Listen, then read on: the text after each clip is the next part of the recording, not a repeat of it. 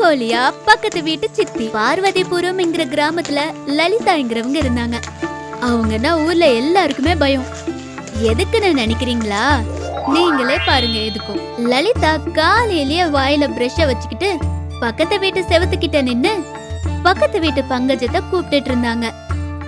பங்கஜம், ஏ பங்கஜம் இன்னு கூப்பிட்டு இருக்கும்போது வீட்டுல இருக்கிற பங்கஜம், சித்தி சொல்லுங்க, என்ன விஷயம்? உனக்கு இந்த விஷயம் தெரியுமா? இல்ல சித்தி. நம்ம எதிர்க்க வீட்டு வெங்கட்ராவ் இல்ல, எங்க இங்க இல்லையே. இன்னும் எங்க இருப்பான்? வேலைக்காரியோட ஓடி போயிட்டானே இன்னும் சொன்னாங்க. அத கேட்டு பங்கஜம் ஷாக். என்னது, வெங்கட்ராவண்ண வேலைக்காரி வெங்காயம்மா கூட ஜம்பா? எப்ப நடந்தது? நேத்து ராத்திரி. அப்படியா? எனக்கு இந்த விஷயம் தெரியவே தெரியாதே. அது எப்படி தெரியும்? இந்த மாதிரி விஷயத்த யாராச்சும் சொல்லி செய்வாங்களா என்ன? பைத்தியக்காரி இன்னும் சொல்லி ஒரு தடவையா எதிர்க்க வீட்டுல பார்த்தாங்க. வெங்கட்ராவ் வாசப்படியில உட்காந்து பேப்பர் படிச்சிட்டு இருந்தாரு. அத பார்த்து, அங்க பாரு, அவர் அங்க இல்லாட்டியும் எனக்கு என்னமோ அவரை வாசப்படியில இருக்கிற மாதிரியும் பேப்பர் படிக்கிற மாதிரியும் தோணிட்டு இருக்கு இன்னும் சொல்லிக்கிட்டு இருக்கும்போது பங்கஜமும் ஒரு தடவை வெங்கட்ராவ் வீட்டு பக்கமா பார்த்தாங்க. வாசப்படியில இருக்கிற வெங்கட்ராவை பார்த்து பங்கஜம் ஷாக். ஆமா சித்தி, எனக்கு ஒரு விஷயம் சொல்லுங்க. உங்களுக்கு இதெல்லாம் எப்படி தெரியும்? நைட்டு கனவு வந்துச்சுல? கனவுலடி உண்மை. அப்படி உண்மையா இருந்துச்சுன்னா அண்ணா ஏன் அங்க உட்காந்து பேப்பர் படிக்கணும்? நீயும் பொய்களும் இத்தனை நாளா இருக்கிறது மட்டும்தான் சொல்வீங்கன்னு நினைச்சேன். இப்போ இல்லாததையும் பொல்லாதையும் சேர்த்து சொல்றீங்களா? நீங்களாம் எப்பதான் மாற போறீங்களோ சித்தி? இது பின்னாடி திரும்பி போயிட்டு இருக்கும்போது லலிதா, நில்ல பங்கஜம், நான் உனக்கு இன்னொரு விஷயம் சொல்லணும். வேற யாராச்சும் பாத்துக்கு போ என்ன சொல்லிட்டு உள்ள போயிட்டாங்க. அவங்க போனதுமே லலிதா, அடடே, நம்ம பேச்சு யாருமே கேட்க மாட்டாங்களே, யாருக்குமே சொல்லலைன்னா என் வயிறு வெடிச்சிருமே என்ன சொல்லிட்டு இருந்தாங்க. இப்படி லலிதா இல்லாததையும் பொல்லாததையும் சின்ன விஷயத்த பெருசாக்கி சொல்லிக்கிட்டு இருப்பாங்க. ஒரு நாள் லலிதா பக்கத்து வீட்டு பங்கஜத்தோட பர்த்டே பார்ட்டிக்கு போனாங்க. பார்ட்டிக்கு நிறைய பேர் வந்தாங்க. லலிதா கையில ஒரு கூல்ட்ரிங்க் கிளாஸ புடிச்சுக்கிட்டு யாருக்கிட்ட பேசலாமான்னு பாத்துட்டு இருந்தாங்க.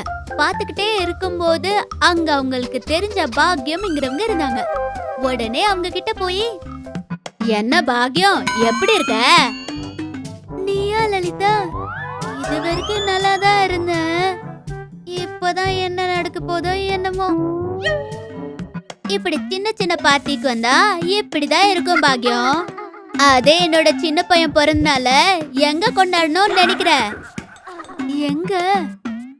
5 ஸ்டார் ஹோட்டல்ல பண்ணோம். எங்க? பக்கத்து ஊருக்கு போற வழியில 5 ஸ்டார் ஹோட்டல் சாப்பாடு ரெடின்னு போட்டிருக்குமே, அங்கயா என்ன சொன்னாங்க. அந்த வார்த்தைக்கு லலிதா ஷாக். சீச்சி, அங்க கிடையாது, பட்டணத்திலேயே பெரிய பில்டிங், சாப்பாட்டுக்கே 1 லட்சம் ரூபாய் ஆச்சு என்ன சொல்லிக்கிட்டு இருக்கும்போது சுசீலாங்கிறவங்க வந்து, அடியே லலிதா, இதே உனக்கு ஏதாச்சும் நியாயமா இருக்கா? இப்பயே தரேன்னு 100 ரூபாய் வாங்கினேன், அப்ப எப்பயோ போய் இப்பதான் தெரியற. ஏன் 100 ரூபாய் குடுக்கறியா இல்லையா? நாளைக்கு காலையில என் 100 ரூபாய் குடுக்கலன்னா பாரு என்ன செய்யணும் உன்ன இன்னும் சொல்லிக்கிட்டே அங்கிருந்து முன்னாடி போனாங்க. அவங்க போனதுமே பாக்யத்தை பார்த்து சிரிக்க முடியாம சிரிச்சுட்டே, அத பார்த்து பாக்யம் சின்னதா சிரிச்சிட்டு இருந்தாங்க. அது ஒண்ணும் இல்ல, அவங்க சும்மா ஜோக் பண்றாங்க, நான் இன்னொரு கூல்ட்ரிங்க் எடுத்துட்டு வரேன் இன்னும் சொல்லிட்டு அங்கிருந்து போனாங்க. நாட்கள் கடந்து போது. ஒரு நாள் பங்கஜம் பாக்யம் பங்கஜம் வீட்டுக்கிட்ட வந்து பேசிக்கிட்டு இருந்தாங்க.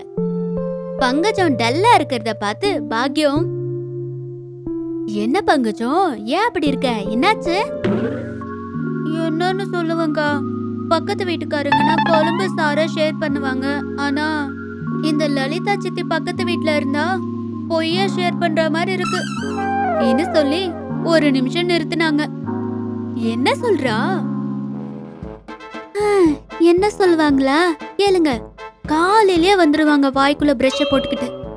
என்னம்மா பங்கஜம் அப்படின்னு பாசமா கூப்பிட்டாங்களா, நானும் வருவேன். அப்ப ஸ்டார்ட் ஆகும், உனக்கு ஒரு விஷயம் தெரியுமான்னு ஆரம்பிச்சு, அந்த வீட்ல கோழி முட்டை இட்டுச்சு, இந்த வீட்ல இவன் ஆம்லெட் போட்டுக்கிட்டான். நேத்துக்கு நேத்து என்ன சொன்னாங்க தெரியுமா? என்ன சொன்னாங்க? எதிர் வீட்டு வெங்கட்ராவண்ணா வேலைக்காரியோட ஓடிட்டாங்கன்னு சொன்னாங்க. இவங்க பொய்க்கு ஒரு லிமிட் இல்லாம போயிருச்சு. எப்படியாச்சும் இதெல்லாம் நிறுத்தணும்.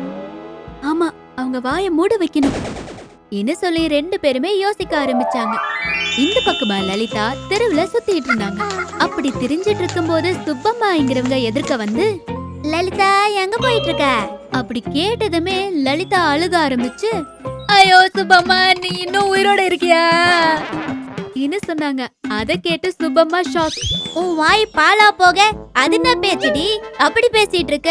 நான் உயிரோட இருக்கேன்னு அழுதுட்டு இருக்கியா? உன் கண்ண காக்கா தூக்கிட்டு போவ. அதுல சுப்பம்மா, முந்த நேத்து எங்க பக்கத்து வீட்டு பங்கஜம் இல்ல, அவ நீ செத்துட்டேன்னு சொன்னான். அதான் அப்படி கேட்டு சுப்பம்மா என்ன சொன்னாங்க. அத கேட்டு சுப்பம்மா மறுபடியும் ஷாக். என்னது, அந்த பங்கஜம் அவ்வளவு பேச்சு பேசினாளா? இன்னும் நிறையவே சொன்னா, அதெல்லாம் என் வாயால சொல்ல முடியாது என்ன சொல்லிட்டு அங்கிருந்து போயிட்டாங்க.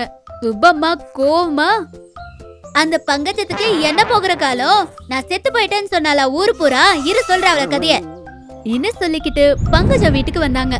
பங்கஜம் பாக்யம் லலிதாக்கு எப்படி புத்தி சொல்லணுமான்னு யோசிச்சுட்டு இருந்தாங்க. சுப்பம்மா வந்து, அடியே பங்கஜம், நான் உனக்கு என்ன அநியாயம் பண்ணடி? நான் செத்துட்டேன்னு ஊரு பூரா சொல்லி வச்சிருக்கியாமே. நான் என்ன சொல்றது பெரியமா, பக்கத்து வீட்டு சித்தி தான் நீங்க எய்ட்ஸ் வந்து செத்து போயிட்டீங்கன்னு ஊரு பூரா சொல்லி வச்சிருக்காங்க என்ன சொன்னாங்க. அத கேட்டு சுப்பம்மா ஷாக். அப்படின்னா அந்த லலிதா இங்கதான் அங்க அங்கதான் இங்க சொல்லிக்கிட்டு இருக்காளா? ஆமா, அவங்களுக்கு எப்படியாச்சும் புத்தி சொல்லணும். ஆமா, அவங்க பொய் அவங்களுக்கே சொல்லி பொய் சொன்னா எப்படி இருக்கும்னு அவங்களுக்கு தெரிய வைக்கணும் என்ன நினைச்சாங்க. அந்த சாயந்தரம் லலிதா டீ கப்ப கையில வச்சுக்கிட்டு பங்கஜம் செவத்துக்கிட்ட வந்து நின்னப்போ, ஐயோ சித்தி, உனக்காக எவ்வளவு கஷ்டம் வந்துருச்சு சித்தி என்ன சொன்னாங்க. அந்த வார்த்தைக்கு லலிதா ஷாக். என்னாச்சுடி? என்னாச்சுன்னு அவ்வளோ மெதுவா கேக்குறீங்க என்ன சித்தி? உங்க பையன் காலேஜ்ல யார் கூடயோ ஜம்பாமே ஊரு பூரா நினைக்கிறாங்க. அவங்க வாயில மண்ணு விழ காலையிலேயே போன் பண்ணி அம்மா காலேஜுக்கு போயிட்டு வரேன்னு சொன்னான். என்னமோ சித்தி, நரம்பில்லாத நாக்கு என்ன வேணாலும் பேசும் என்ன சொல்லிக்கிட்டு இருக்கும்போது பாக்யம் வந்து, அதுன லலிதா, நீனும் உயிரோட தான் இருக்கியா? அடி பாவி மவல, உனக்கு என்ன போற காலண்டி அப்படி ஒரு பேச்ச சொல்லிட்ட? உனக்கு கரோனா வந்து போயிட்டேன்னு ஊரு பூரா சொல்லிட்டு இருக்காங்க என்ன சொன்னாங்க.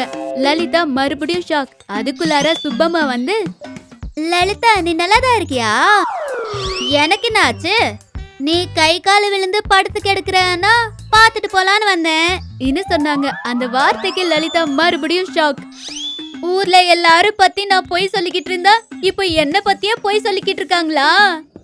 ஐயோ, இந்த பொய் வேணாம், எதுவும் வேணாம், நான் நிஜமாவே இருக்கேன் இனிமே இன்னு மனசுல நினைச்சு லலிதா, என்ன மன்னிச்சிடுங்க, இனிமே யாரு பத்தியும் எதுவுமே பொய் சொல்ல மாட்டேன். தயவு செய்து நீங்களும் என்ன பத்தி எதுவும் சொல்லாதீங்க என்ன சொல்லி அங்கிருந்து போயிட்டாங்க. அன்னையில இருந்து எப்பவுமே லலிதா பொய் சொல்லவே இல்ல.